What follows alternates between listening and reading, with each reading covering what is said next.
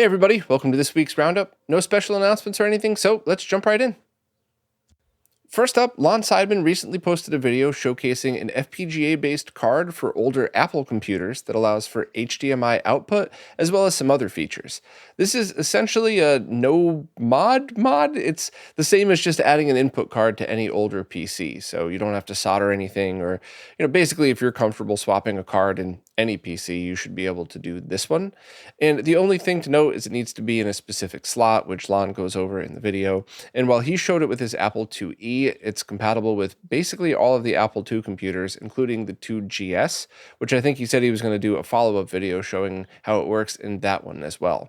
Now, the price is $200, which is, depending on how you look at it, a lot of money, or just right for something like this, because you always have to take all this stuff into context. Do you have a whole bunch of retro PCs that you're trying to use on flat panels and stream with and all of that? Then getting a scaler, something like the OSSC Pro or of course Tink 4K, would be excellent for that because it's going to be compatible with everything, and overall your cost is going to be a lot lower. But what if you only have one or two retro PCs and maybe you don't have a CRT, or you have it but you don't want to use it too much because you know those things are not going to last forever? That's actually a pretty good deal for something like that.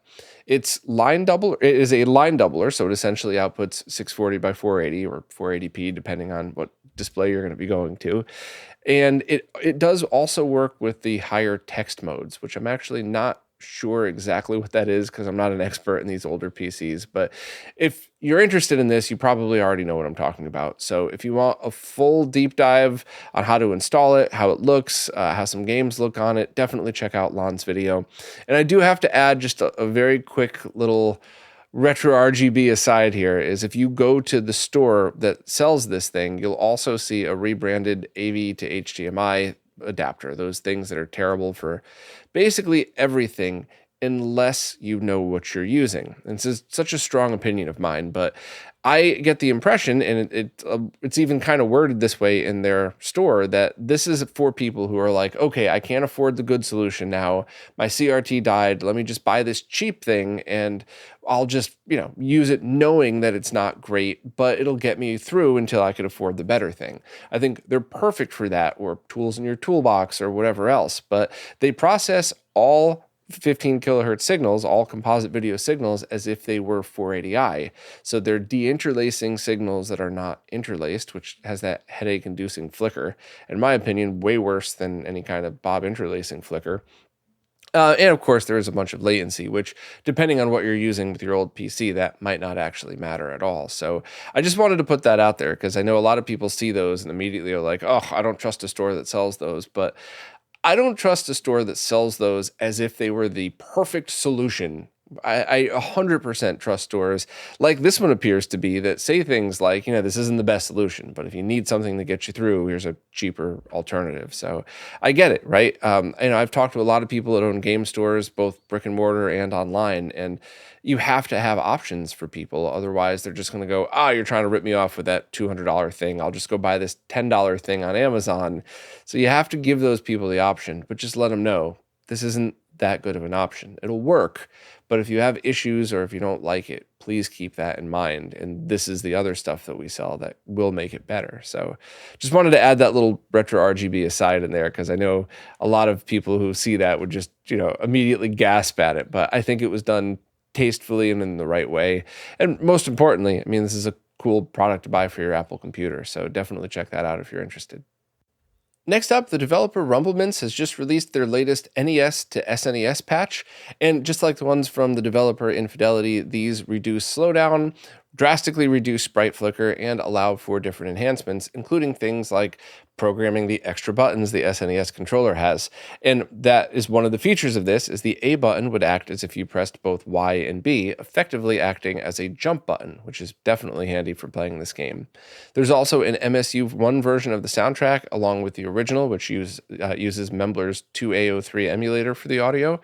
And it's available along with the source code that's up here as well. So, I think I see quite often people asking the developer Infidelity for his source, and he does it all in hex, so there is no source code for it. So it looks like Rumble Mints is approaching this a little bit different, so you have a GitHub page to go to if you want to see the changes that are done and stuff like that. So I am obviously a massive, massive fan of these conversions. Some of them are now the only way I will play these games, and that, you know, other than nostalgia, putting in that giant NES cartridge, pressing down and hitting the button. But if I actually want to sit down and play, these are the same game, just without. They're the same. I always say they're like the same game if the NES was more powerful. You know, like it's the same game that the developers would have wanted the hardware to be on, but you got to work with what you got. So definitely check it out if you're a fan of the game. And I was never great at Double Dragon, but I certainly want to give this one a try. Pre-orders are now open for a brand new Neo Geo game called Captain Barrel. And this is a strategy action type of game where each level is one screen and you have to solve puzzles and choose the order in which you do things. And there's enemies you go to attack. It looks pretty neat. It looks exactly like a fun arcade style Neo Geo game. And the price ranges from about $300 to $400 depending on which version you want, which options you want with it. Everything is listed right in the pre-order page. And this is a pre-order sale, so people who want to get the cheaper price should buy it now, I think up until about a month from now, and they're due to ship this year. So I would check out the videos online. I would check all of the links and just see what you think. And if this is something that you think you would want, a physical cartridge for your Neo Geo, either AES or MVS, then definitely pick it up. If it's a game that seems like it's something that's very cool, but maybe it's not your favorite style, they will be releasing it on other platforms eventually, like the Dreamcast, PlayStation Portable, and PC. So I think this pre-order round is really just for those Neo Geo collectors that want that physical, awesome cartridge and want the complete in-box version and just want a physical, real Neo Geo game to play. So if you want more details, if you want to check out basically what the game looks like, then everything's right there in the post. But it's always fun to see new Neo Geo games, and it's also fun to see it released in ways where it's like exactly like this, you know? The people who like spending money on awesome Neo Geo giant ass cartridges can do so, but you know, this will probably be available other ways for people to still enjoy the game. So I'm a fan of stuff like this. You check out the video to see if this is the type of game that you would like. And once again, if you do want it, just pick it up before the end of June. Otherwise, the 10% off discount will be done by that time. Tito from Macho Nacho Productions just posted a video showcasing a mod from Electron Shepherd that's an internal analog to digital converter for consoles like the original Xbox, Dreamcast, and PlayStation 2. And the PS2 Slim is the one that Tito installed this in his video. And as Tito made very, very clear in this video, and I will reiterate here, this is essentially the same as getting a really high quality shielded analog video cable and a very high quality analog to digital HDMI converter externally, which anybody who's looked into that knows that finding a very high quality ADC is hard, and you could spend a lot of money on one, or you could try to buy a whole bunch of $20 to $30 ones and hope that one of them actually works right. And of course, shielded cables are always expensive because they're really hard to make quality shielded cables. Or if you know you just want the original resolution HDMI out, you could use this mod to have all of that done internally. And the mod is very cheap. I think it's about $20 if I'm remembering correctly from Tito's video, $19. So it's definitely something that if you're into modding and if you don't mind doing something like this, it could save you a lot of money. It could be cheaper than just one of those pieces that you need, but it's for a very specific type of person. It's for the type of person that really just wants to put one or two of these consoles digitally on a display. So I'm all for it. I'm a big fan of stuff like this. I think there is absolutely a purpose for it, but it is not a true digital to digital solution. So you're not going to have any enhancement over using a shielded cable into like a Tink 4K or something like that. And in fact, if you are using a higher end scaler, you probably should be just using direct analog video cables that are good cables, shielded and stuff like that. So I just wanted to put both sides out there because it is awesome. I'm a fan of it. I think it's a great product to have as long as people know exactly what they're buying. So Tito shows a bunch of really good examples in the video. I would absolutely watch it. I mean, I watch all of Tito's videos anyway, but will give you a very good sense of what to expect for this. And if you just watch the whole video, you'll see comparisons and you can really see how it differs. The only other thing to add is a lot of TVs do an excellent job scaling 480p.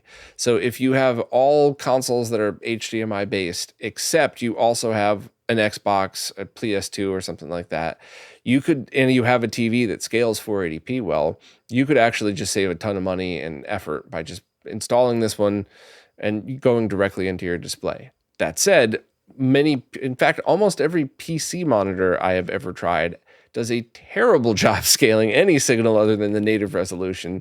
And a lot of modern TVs also do a pretty bad job at it, but there's still a ton of very good ones out there. So this also just comes down to the TV that you're using. And I would just watch the video because this could be the perfect solution for you or not, but it's another great choice to have. And all the info you need to know is in this post and in that video. Nick from Pandemonium Reviews just posted another absolutely epic documentary about the game Sega Rally. And much like the Virtua Cop documentary, this one is long, coming in at almost 5 hours long, and it is awesome. This could absolutely be a Netflix docu-series broken up into a couple of parts. But unlike Netflix docu-series, Nick doesn't repeat the same thing over and over and over to try to grab the attention of all the people who play on their phones while they're also watching something else. This is a straightforward, awesome, deep dive documentary that you get all of the info about the origin of the game and how they came up with the idea. And some interviews are from back in the day and others are brand new from people that Nick got to talk to recently about or just for the purpose of this documentary.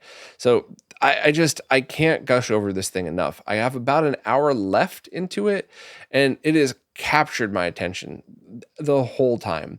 In fact, I finally had a moment to myself the other day where I got to just relax and chill. And I think I watched like 2.5 hours straight of this outside of my backyard. I posted a silly picture of that set up on social media, but it did not feel like 2.5 hours. I mean, I looked down and 2 beers were gone and I'm like, how did I go through those so quickly? And I pressed pause to get another one. I was like, 2.5 hours went by. Well, that explains it. So honestly, this thing is awesome. If you're into documentaries of any kind, or especially if you're into video games, and of course, if you're a fan of the Sega Saturn or any Sega products or anything like that, I would absolutely give this one a watch. And hopefully I'll get a chance to talk to Nick because I have so many questions about the documentary and different things. And this was just absolutely awesome.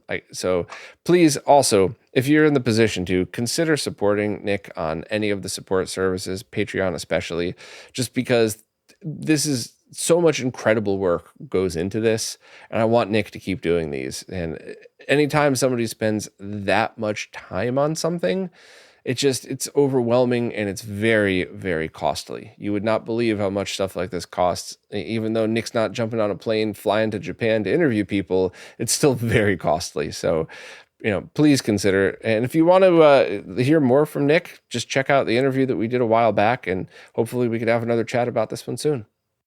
Now it's time for this week's Mr. Updates, care of Lou from Lou's Retro Source. As always, I'm going to skim through these, just adding my thoughts where I feel like, but if you want more info and visual examples, please check out Lou's video. First up, Ronnie Snice released 2 more wallpapers for Mr. One is based on Alien Storm, and another is based on Castlevania. You really should just be adding these wallpapers to your Mister. If they're not your thing, that's totally cool. Go back and switch it to whatever you want, but they're free.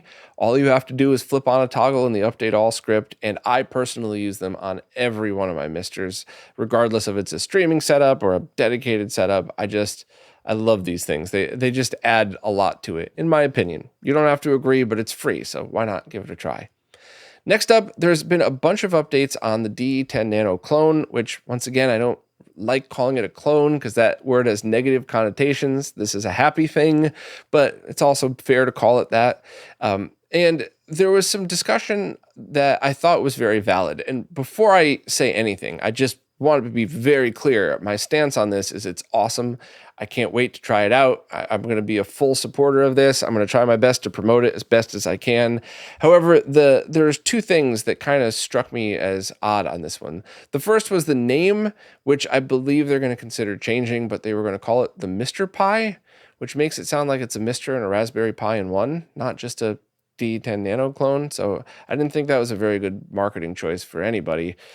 So hopefully they said they were going to consider swapping it with a different name. And I think any name other than something that's describes a totally different product would be a win. Not throwing shade. Please remember that I've been doing, in fact, this is relevant to what the next thing. I've been doing product development and also launching products and getting them out to customers for almost 20 years now. So I've been through the ringer on things like names and features and accessories for a very long time. I know people just watching this might think I'm just some fat guy who talks at the camera, which is fair, but there is actually a lot of experience behind the crap that I fling at you. So that brings me to the next thing, is that it seems like they were going to include a 12-volt power supply in the box, which I think is a terrible idea, because even people listening right now who are going to go, all right, let me make a note, the voltage doesn't match, I got to get a different adapter, I have to use a different cable. By the time this hits, if you're excited and you're tired and you just want to slap this thing together, then what's going to happen if you use the wrong cable? If you send a 12-volt power to older I/O boards, that's going to mess everything up. It'll blow the I/O board out. It could send high voltage out of your video lines. So I like the idea that this DE10 Nano clone is compatible with different levels of power. That's a good thing for many nerd reasons I don't want to get into here. But from a customer standpoint, I really think it should be coming with a 5-volt power supply so that nobody has to worry. You don't have setups like mine where I have one dedicated mister for testing, and then I have, at the moment, 2 more setups that I use for this, and it's, a Tate and a regular. I don't want to be in a place where I'm like, oh man, what happened to that power supply? Let me just grab another one, plug it in, and I fry something. I just think it's a terrible idea for customers. So, but Taki and team, if you're listening, no shade at all being thrown. I'm just telling you from somebody that's been doing this for a giant chunk of my life, it's not going to end well. But there is a lot of extra good news. They also posted that they recalculated everything and they thought that they were able to actually lower the price upon launch, which is incredible. But that also shows what the team is looking to do. They're looking to provide you with a low-cost alternative and even try to make I/O boards, including the newer I/O board, the 24-bit video compatible, all at the lowest cost so that you could get started with these projects and not have to spend a lot of money. So nothing but respect and thanks to them for that. Hopefully, some people will get a little extra sensitive and some other people want to try to start rivalries. That's nothing that I said is meant that way. I'm just giving my honest feedback based on a long time of doing this stuff, but I am so excited for it, and shout out to the team for putting effort into even lowering the price. So, more info when it's released. Hopefully I'll be able to buy one in advance so I could test it out as well, but that's going to be very cool. Next off, Dave Shadoff updated the Mr. ADC test to the latest framework, and it can now handle 2 channels of data via stereo on the display. And the ADC test core reads sample values from the ADC input on the I/O board and displays them graphically on screen in real time. So test tools are always super, super handy. Thank you, David, for doing that. Next up, just a clarification. I got it wrong, and I think Lou got it wrong too, but the PlayStation Core had support for Rumble in NegCon mode, and I don't have a NegCon anymore. Lou's never owned one. We didn't realize that there is no Rumble in the NegCon controller. However, there are controllers that use the NegCon protocol that do have Rumble in them, and that's what this supports.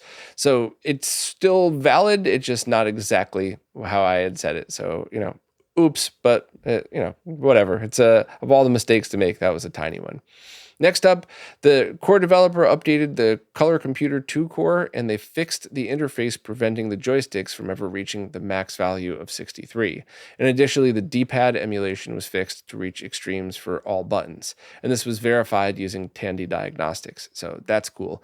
Anybody have those controllers back in the day? Any old people listening? There was like square controllers with 1 or 2 buttons on them depending, and it had the stick where you could unlock it so it would stay wherever you left left it, or you could flip the switch and it would always snap back to the middle. I grew up with that. We used it on that one and the Tandy 1000. Also, there's going to be a new NFC case based on the Famicom disk system, which I think is awesome. Imagine a 3D printed case that looks just like a Famicom disk system, 3.5-inch floppy reader that you just put your NFC cards into to launch your games. If you're a fan of the FDC, then that's absolutely a cool thing to get. So keep those cases coming. I think those are awesome. Also, there is a new Mister coming out based on the Mister Multi-System, which was now open sourced. I'm not going to talk about it here because I'm going to be doing a live stream soon and a full post of my own. So if you want, a sneak preview of it, definitely check out Lou's video, but I will also be going in detail with it soon. It's sitting right there. I just have to get to the stream, which is hopefully before this even airs. Next up, core dev Javier has updated the Akari Warriors and Victory Road cores to add support for the GRS Super Joystick from Thunderstick Studio. So that's the joystick where you could turn the joystick and also use it as a joystick, so you could play the game the way it was originally meant to be played, with spinning the gun around as you're walking with the character. I think that's very cool. I don't have one of those joysticks. It sounds like something I should own, though, because I like weird peripherals like that. I like different ways to interface with games. I mean, I love the Master System 3D glasses, and that's saying a lot. Next up, Kuro's done some more testing with the latest reference I/O board from Sorg, and these are those boards that have 24-bit video for RGB output for things like the PlayStation and N64 core. And while the RGB output just missed reference quality, it still got a good rating, and component video was excellent. So I'm really looking forward to trying some of these out and seeing how they perform. And I think it's awesome that Sorg's continuing to tweak and improve all of the outputs on these things. And lastly, from Hotego, the game Clutch Hitter was added to the System 18 core.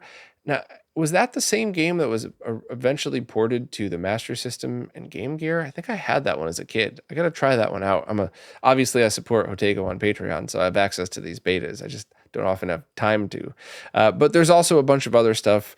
Some bootlegs were added to the different cores, and also work on the Neo Geo Pocket Color would continue. The system will boot with Color firmware, but it's not ready for a beta update yet. So, of course, if you want access to any of Hotego's beta stuff, just sign up for Patreon. And if not, everything's public eventually as soon as it's in a stable enough form for the public to get it. So just be patient. You'll be able to try all this stuff out.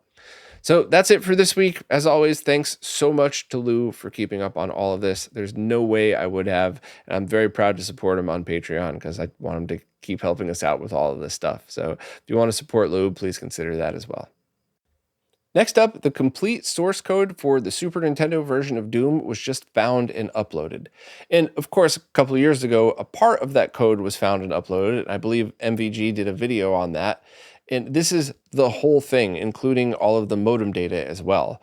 So I guess what happened was the original creator, Randy Linden, had these discs, and somebody found them and was able to even recover some of the ones that, or at least one of the ones that had gotten corrupt, but they digitized them and uploaded them. And Randy himself even confirmed that these are real and this is the full source code.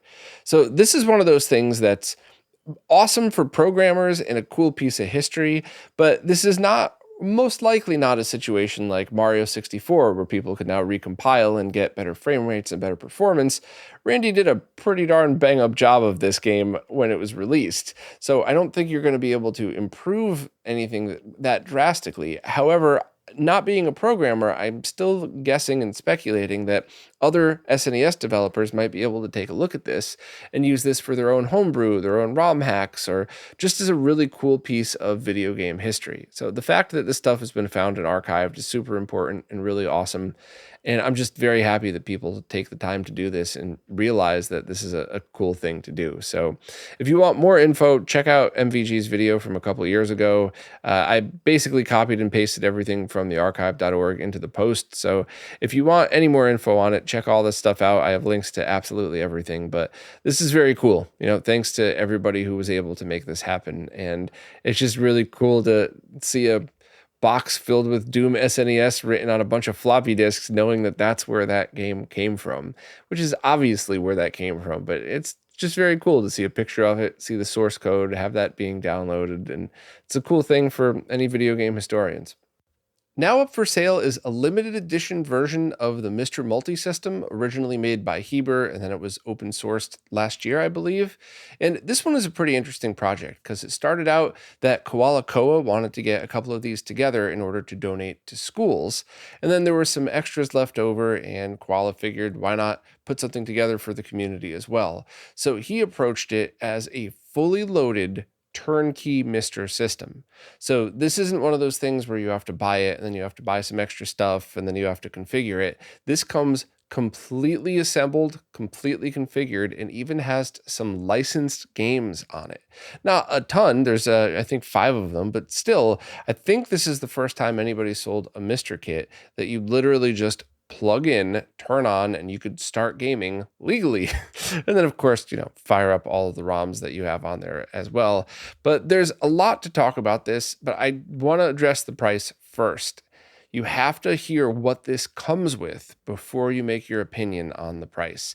It is so easy to go, another person charging a lot for a Mr. You need to hear what this thing comes with. So the price first is $650 total, no extra costs. I believe there's shipping involved too, but no accessory costs or anything like that. But it comes, first of all, it comes in a very nice box and it's very well packaged and it fits the shipping box really well, which, if you don't care about those things, fine. But those little details sometimes, at the very least, ensure your packages get there correctly. But it also comes with a fully assembled and configured Mr. setup, with a Retro Fighters controller, a fully shielded RGB SCART cable from Retro Gaming Cables, a wireless keyboard, one of those small little portable ones, a Meanwell 4 amp power supply, so not the power supply that comes with the DE10, but a much more powerful one, a 128 gig micro SD card, which is pre-configured, one of those Wi-Fi Bluetooth dual USB modules that's already underneath the case, so all you need to do is just connect it to your Wi-Fi and connect your Bluetooth controllers if you want.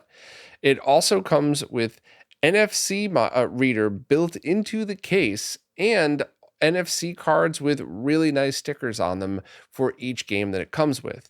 Astro Bros, Demons of Astroborg, Cyborg Force, Dottie Flowers, and my personal favorite game of all time, the 240p Test Suite.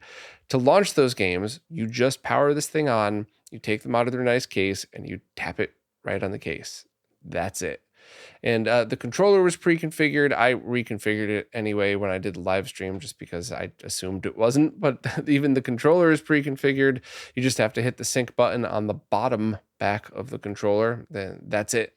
And this is just one of those things where you get what you pay for. You just have to understand what you pay for. Now, of course, if you're like, look, I just want to get started with the Mister, I don't care about analog video yet, just get me connected to some kind of monitor, and I don't want this looking like a science project with exposed PCBs and wires hanging out. The Retro Castle case still is my favorite. It's that small HDMI only version that's very cost effective for just getting started, but it basically only comes with that. You still need to buy all the accessories, pre-configure it. So not throwing shade at anybody here, but I'm just trying to make the point that there are choices for everyone.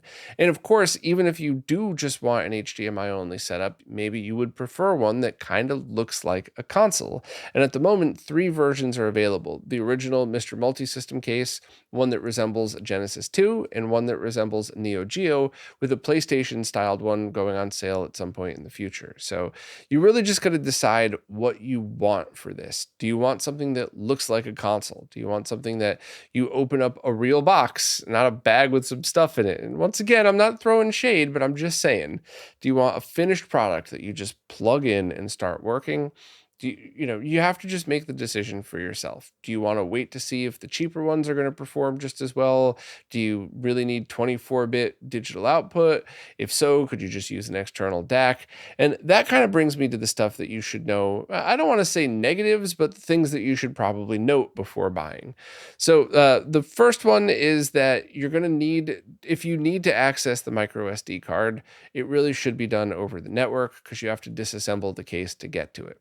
If you're somebody with a large collection that just wants to dump it directly onto the micro SD, open the case once, load your collection that way, then close the case back up and do little changes over the network. If you're like me and you load ROMs from your RetroNAS and you really just need to access the SD card for the basic stuff, then this is not a thing at all. You don't even have to really worry about that.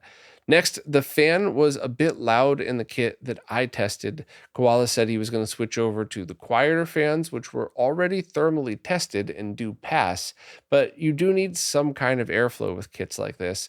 And basically any kit that orients the D10 upside down. You have to have some kind of airflow because you just don't have that natural heat rising up off of a heatsink. So you need some sort of flow around it.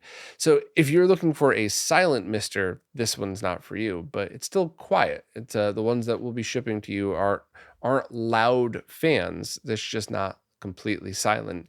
There are heatsink versions where, fanless versions of Mr. Kits that work at various levels. So that's an option out there.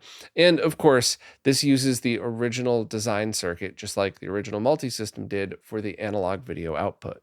So the voltage levels are a little bit high, nowhere near safety issues, but you don't get as accurate of the colors and the video output that you normally would. And since it's the original IO board, you don't have the option for 24-bit color, so you don't get everything you could out of the N64 and PlayStation cores. However, if that's important to you, this has analog audio and digital audio out already built right into the case. So you could get one of those cheap DACs that's video only and get your video output that way. So if you really wanted really nice video output, you don't have to hunt down an HD Fury. You could find one of those cheaper ones that I linked to that I think it's like $8 or something like that. Maybe they went up to 12 or something, and you could get your video output via direct video that way and still use this. You lose dual output when you do it that way, but my point is, if you still want a basically turnkey solution, but you have a calibrated BVM that you want the absolute utmost perfect picture quality, you could still do that for a few bucks more and a little bit of configuration. So while most people will not care about this, I wanted to add that because it's my job. I have to go in deep in all of these things and let you know exactly what to expect. So overall, my full suggestion for this is right now, today, if you want to buy a Mister, I would look at the Retro Castle HDMI kit, HDMI only kit, and this one, and see these are my two top favorites. And if not, if you want other options and you want to wait a little bit, their 24-bit analog video output boards are starting to come out. That's something that you might want to look into.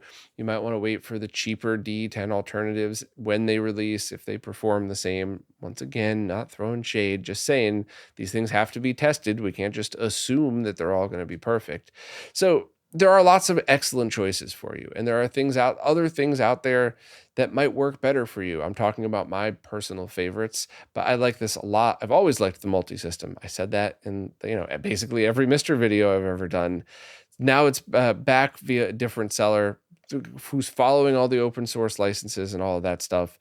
So if you want it, there's only a limited amount of these that are being made. I don't think Koala is going to make these again. So here's an opportunity to pick it up. If you don't want it, that's cool too. There's a bunch of other options out right now. There's a bunch of stuff coming and everything in between. But I'm a fan of this thing. I really enjoyed doing the tests on it. And if you want basically a much longer version of everything I said here with my usual mistakes and fumbling, check out the full live stream for visual examples and all of that stuff. But this sub 10-minute mini review is a full summary of what you're getting. And the only thing I just have to say one more time is when you hear the price, just remember what you get with it. It's totally cool if you're like, hey, I just don't have that much money to spend. That's too much for me to spend on a Mister right now. That's fine, but don't say something as ignorant as, oh, that's overpriced. Get yourself a calculator and do the math of everything that's in there. That's not overpriced, but it's a lot. So decide what you want. A fully loaded turnkey solution, the absolute bare bones basics, or anything in between. But check out this stream if you want more info, and all of the links and everything are right here in the post as well. Well, that's it for this week. As always, thanks to everybody who watches, listens, plays nicely in the comments, and especially thank you to anybody who supports in absolutely any way, because it really is you who's keeping all of this stuff going. So thank you all so much, and I'll see you next week. This week's Roundup is brought to you by Neo Paradigm Entertainment, connecting Southeast Asian influencers with opportunities in the West.